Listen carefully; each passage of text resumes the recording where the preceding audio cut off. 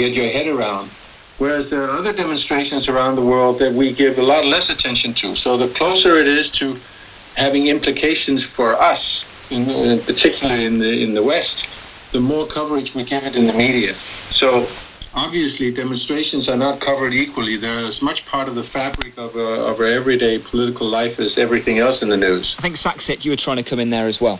I would like to pick up a few threads that we've spoken about. So first off, about the dilemma, how in depth you can talk about the protests here. And I think in the case of Thailand, as I said earlier in the hour, that this political crisis has been going on for almost a decade now, and it's been going at such a slow pace that not even Thais can really really realize the severity of what's going on here. And what I was going when the point about mature democracies was brought up. I mean, if the UK, as somebody said, is still an immature democracy. In that comparison, Thailand's democracy has been smothered in a crypt then since the military coup 2006, so to speak. I mean, what we're seeing in Thailand is, though, I think that is a little bit different than what the other protests, to compare what the other protests are around the world, is that we have here really a conservative, and if not right, a backwards orientated nationalist movement trying to turn back the time and to restore old power hierarchy structures that is the opposite of democratic or even egalitarian. I want to introduce you all to Peter, who's a teacher in London. He's on the phone with us now, but also part of the Occupy London protest movement. Hi Peter, welcome to World Have Your Say. Thank you for having me on. Great to have you with us. And so you were one of the people who was at the protest camp, were you, outside St Paul's Cathedral when Occupy, its camp, was happening? That's right. Occupy London set up on the 15th of October 2011, and obviously we're part of a global movement of protest against the way that the populations in our countries had basically been made to bail out the financial sector for their mistakes, and we're still suffering from it from the austerity, from the cuts that are ongoing. We're still paying for that bailout. So tell me this: we're talking about the relationship, I guess, between protests and the news. Was the point of your protest to get these issues and your protest camp on the news? I think it's. I think there's no point having a protest if nobody's going to find out about your protest. Obviously we got engaged in something that wasn't just walking down the street with a placard, because many of us had been on those kind of protests before, and so we really notched the thing up a bit, and we decided to occupy an area of land as had been done in Wall Street, and it's also inspired by the Spanish and Portuguese Indignados movement, and before that the Arab Spring. So, we were inspired by that to take similar action and to get our grievances aired as well. I think one important thing is to bear in mind that protests are a vehicle of people who've got, on the whole, relatively little power. If you think of the way in which some more powerful interests in societies, for example, in 1989 or following there also was a big revolution with the financial liberation, a sort of liberalisation which took place as a result of very intensive lobbying by very powerful interests. There wasn't necessarily public political support for that, but it's something that went through.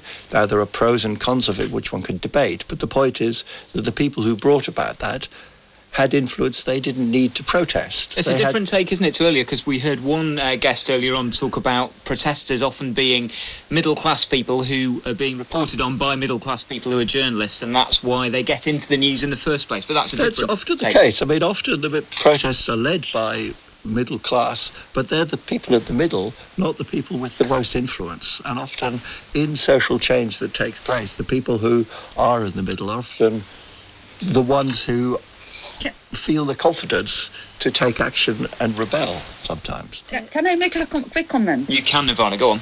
Sorry about that. Just one comment. In England, for example, yes, there are protests, but at least the majority of people believe and trust that if they wait, they can change politics in election. Absolutely. The fact that we don't have this kind of trust in new democracies, like in Egypt, like the Ukraine. Yeah, I'm afraid I have to disagree with that. You know, I think that one reason the Occupy protest took place is that precisely because people have lost faith in elections. You know, turning up once every 5 years to vote between two parties that are very, very similar.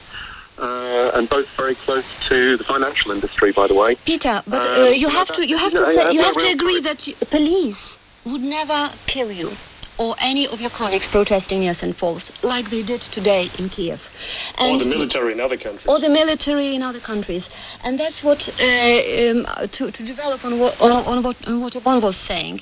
Yes, you can trust the system to deal with you fairly. You might destroy some property, but you know that you won't be killed, you won't be imprisoned, and you will be judged by a fair court.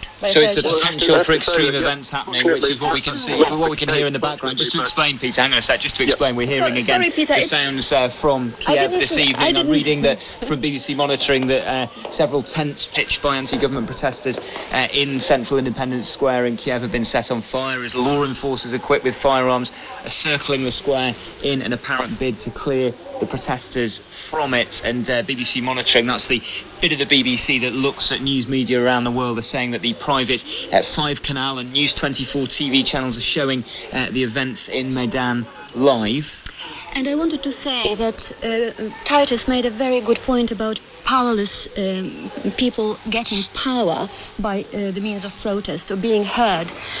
Protests in Ukraine and Kiev have empowered protesters who were powerless before the system, powerless to change anything about the corrupt or the regime that they perceive as corrupt. And having withstood 3 months in the streets of Kiev, they feel newly empowered, and the protests will continue. Even dispersing Maidan tonight, if it happens, will not put an end to civil protests in Ukraine. Peter, sorry, I interrupted you just then, and I'm also interested in finding out, notwithstanding the arguments you've just heard about how the media chooses its stories, did you feel you got enough coverage of Occupy London? I think we got a fair amount of coverage at the time. Unfortunately, you know, it's the news round moves on to a new story every day. But we don't think that the issues have gone away. We think there's still a grave problem of democracy in this country, even though we may not be killed on protests. We're losing our rights to protest. The laws have been changed over recent years to make protests more difficult. At the moment, the Mayor of London is contemplating bringing in water cannon to use in the UK. So there's a hardening of the government's reaction against protests in this country, and that is something very, very worrying indeed. You know, we like to actually, I would say that we're as much protectors as protesters. You know, we're protecting what's left of our democracy. We're protecting our communities. We're protecting our public services, you know, that people fought for many decades and now being systematically dismantled. So we're protectors as much as protesters. Harry in Nigeria has tweeted a similar point to one just made. In each case, there's a sense, he says, that voting will not bring the change that they want.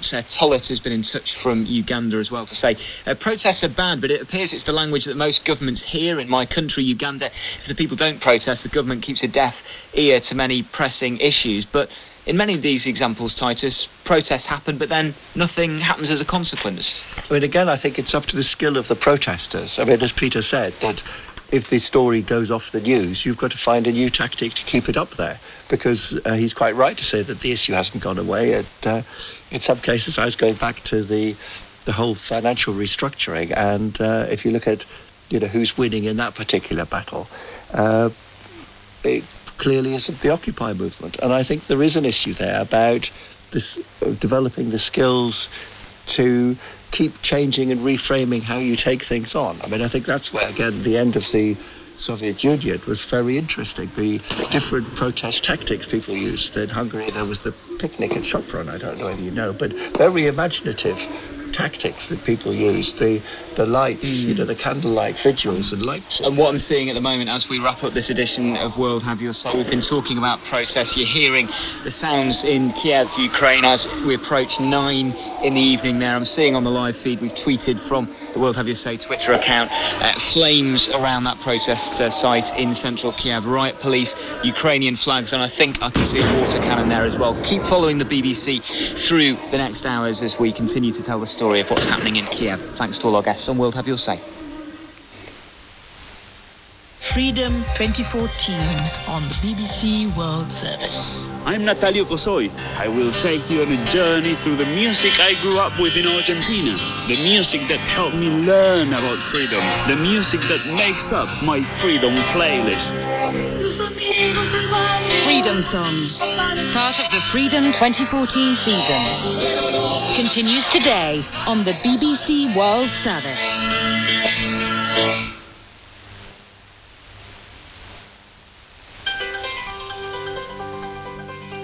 You're listening to the BBC World Service. I'm back with Focus on Africa next, and then tomorrow at 9:30 GMT on Click, we have the latest on a new ultra-thin pressure sensor that could pave the way for artificial skin. That and much more on Click. This is the Beat Service, the world's radio station.